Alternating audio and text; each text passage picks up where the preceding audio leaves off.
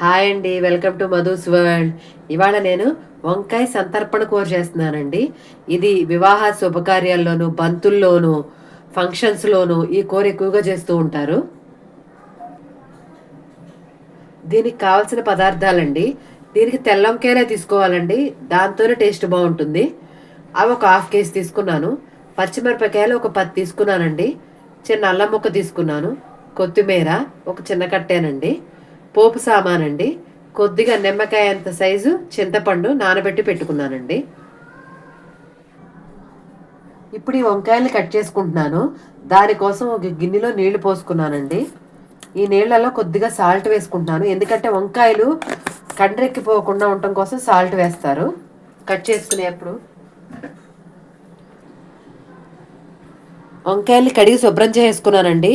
ఇప్పుడు దీన్ని ఇలా నిలువు ముక్కల కింద కట్ చేయాలి. చిన్నగా అలవాటు ఉన్నవాళ్ళు చిన్నగా చేసుకోండి, నిలువుగా చేసిన ఇలా నిలువు కింద కట్ చేసి ఇలా మజ్జిగ చేసుకుంటున్నాను అంతే. ఇప్పుడు దీన్ని నీళ్ళల్లోకి వేసేసుకోవాలి. మనం కట్ చేయంగానే నీళ్ళలోకి వేసేసుకోవాలండి, ఎందుకంటే వంకాయ తొందరగా కండ్రెక్కిపోతుంది.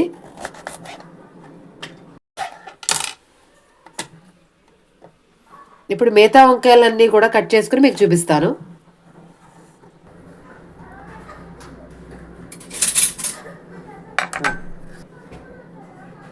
ఇప్పుడు వంకాయ ముక్కలన్నీ ఇలా కట్ చేసుకున్నానండి సమానంగా. దీంట్లో పసుపు వేస్తున్నాను.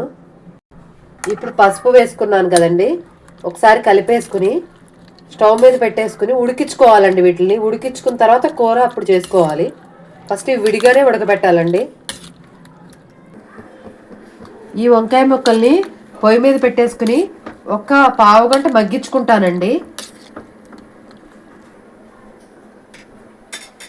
స్టవ్ ఆన్ చేసేసుకుని వంకాయ ముక్కలు పొయ్యి మీద పెట్టేసుకున్నానండి. ఇప్పుడు ఈ వంకాయ ముక్కలు పూర్తిగా మగ్గిపోయేంత వరకు మగ్గించుకుంటాను.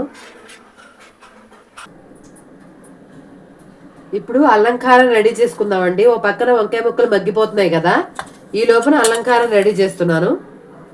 ఒక స్పూను జీలకర్ర వేసుకున్నానండి అంతే.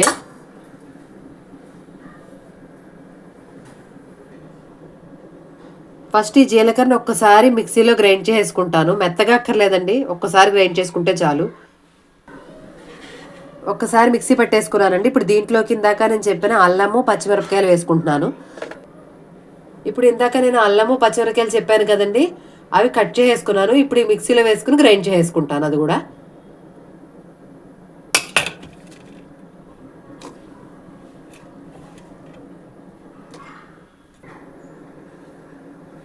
ఇప్పుడు ఈ అల్లం పచ్చిమిరపకాయ జీలకర్ర 3 గ్రైండ్ చేసుకున్నా కదండి, దీంట్లో కొత్తిమీర వేసుకుని గ్రైండ్ చేసుకుంటాను.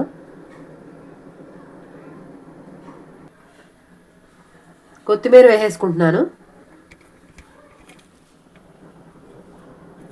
ఇప్పుడు కొత్తిమీరలో మొత్తం వేసుకున్నా కదండి, దీన్ని గ్రైండ్ చేసుకుంటాను మెత్తగా.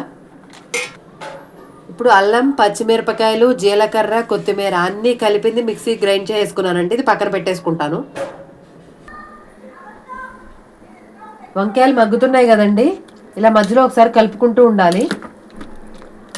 ఇవి మొత్తం మగ్గిపోయిన తర్వాత మీకు చూపిస్తాను.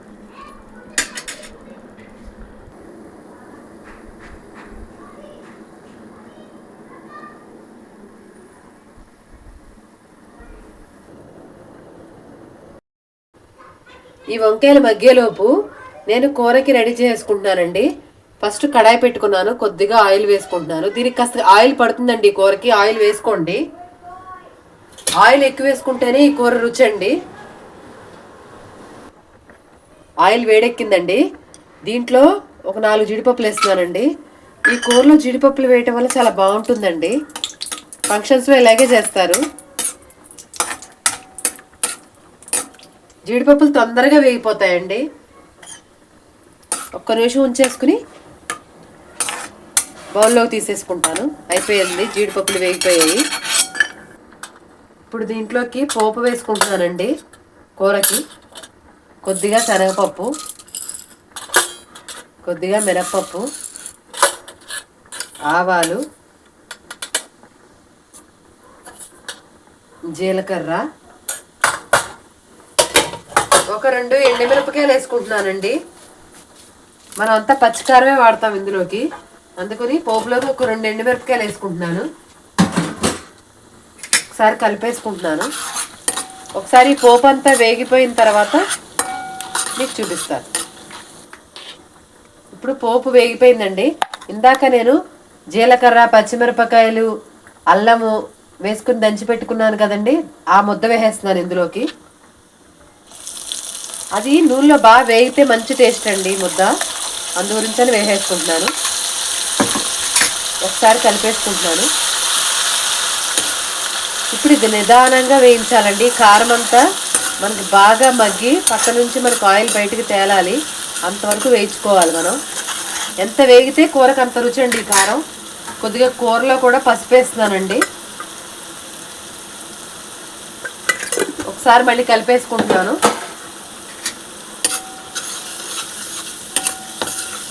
ఇంకో పక్క నుంచి మనకి వంకాయలు కూడా రెడీ అయిపోతున్నాయండి, మగ్గిపోతున్నాయి వంకాయలు కూడా. ఇప్పుడు ఈ కారం ఇలా మగ్గుతోంది కదండి, దీంట్లోకి సరిపడినంత సాల్ట్ వేసుకుంటున్నాను. ఎక్కువ వేసుకోకండి, చూసి వేసుకోండి. వంకాయల్లో కొద్దిగా సాల్ట్ మనం వేసాం కదా, అందుకని. ఇప్పుడు మళ్ళీ దీన్ని ఉడికించుకుంటాను. ఆయిల్ పక్కకు తేలుతుంది చూసారా, అంటే మనకి సిద్ధమా వస్తుందని.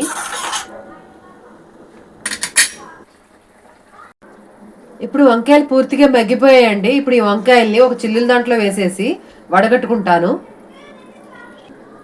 ఇప్పుడు ఈ వంకాయ ముక్కల్ని ఇలా చిల్లుల దాంట్లో వడగట్టేసుకున్నానండి. కింద గిన్నె పెట్టుకోండి, ఈలోపు నీళ్లు ఓడుతూ ఉంటాయి.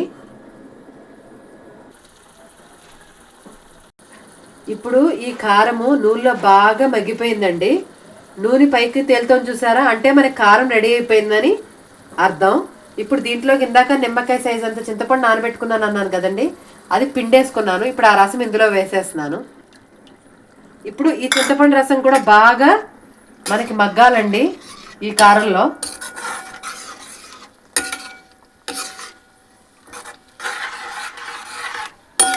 ఒక 10 నిమిషాల పాటు మగ్గబెట్టుకుందామండి. చింతపండు రసం బాగా ఉడుకు రావాలి. ఇప్పుడు ఇలా చింతపండు రసంలో కూడా ఉడికొచ్చింది కదండి. ఇప్పుడు దీంట్లోకి నేను ఇందాక ఉడికించి పెట్టుకున్నాను కదా జాలీలో వేసి వంకాయ ముక్కలు, ఇవి వేసేసుకుంటున్నాను. ఒకసారి కలిపేసుకుని ఈ కారంలో ఆల్రెడీ మగ్గిపోయిన వంకాయలే కదండి, ఒక్కసారి ఈ కారం అంతా ఈ వంకాయ ముక్కలకు కూడా పట్టేంత వరకు మనం మగ్గించుకోవాలి. చూసారా ఆయిల్ ఎలా తేలుతూ బాగుందో. బాగుంటుందండి ఈ కూర, చాలా బాగుంటుంది. కాకపోతే కాస్త టైం ఎక్కువ పడుతుంది. ఇది తెల్ల వంకాయలతోనే చేసుకోవాలండి, దాంతో చేసుకుంటేనే రుచి. దీనికి కాస్త నూనె ఇలా తేలాలండి, నూనె ఉంటేనే ఈ కూర బాగుంటుంది. అప్పుడప్పుడే కదండి, పర్వాలేదు.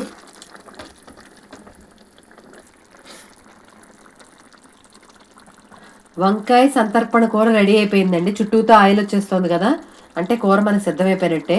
ఇప్పుడు కొద్దిగా కొత్తిమీర వేసుకుని దించేసుకుంటాను. అంతేనండి, పొయ్యి ఆఫ్ చేసుకుంటున్నాను. ఇది బౌల్లో తీసుకుని మీకు చూపిస్తాను.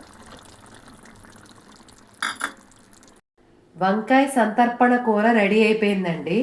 నా ఈ వీడియో కనుక మీకు నచ్చినట్టయితే నా ఛానల్ని సబ్స్క్రైబ్ చేయండి, లైక్ చేయండి, షేర్ చేయండి. మరిన్ని మంచి మంచి వంటకాలతో మీ ముందుకు వస్తాను. Thank you.